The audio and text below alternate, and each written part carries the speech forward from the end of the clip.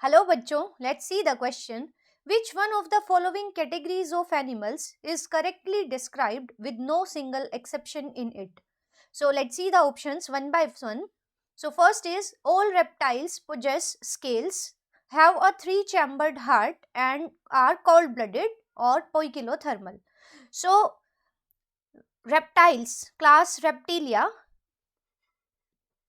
So reptiles are characterized by certain features, and these features are like their body is covered with scales, and these scales are horny.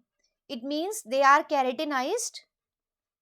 Due to keratinized means they have deposition of keratin, and these scales are epidermal in origin, and such scales are also known as scutes.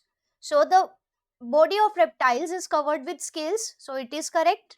Now they have a three-chambered heart. Now the reptiles have three-chambered heart, and these three chambers include two small chambers which are the receiving chambers, which are called atria, where there is a large pumping chamber which is called the ventricle. But there is an exception, and the exception is crocodile. In other reptiles, ventricle is partially divided. It means there is no complete septum. So this ventricle is partially divided. But in case of crocodile, there is completely four-chambered heart. When we say there is completely four-chambered heart, it means there are two atrium and two ventricle, because the septum is complete. So there are two atrium and two ventricles. So there is an exception, and the exception is crocodile. And the third statement is right, that they are cold blooded. It means they can change their they change their body temperature with the surrounding, because they are not able to maintain the constant body temperature. So they change body temperature with respect to surrounding. So such animals are known as the poikilotherms, or cold-blooded animals. Cold-blooded because they are not able to generate the body heat. So this is having an exception. So this option is discarded, because we have to choose the statement where there is no exception. Now the second is all bony fishes. So bony fishes are kept under the class Osteichthyes.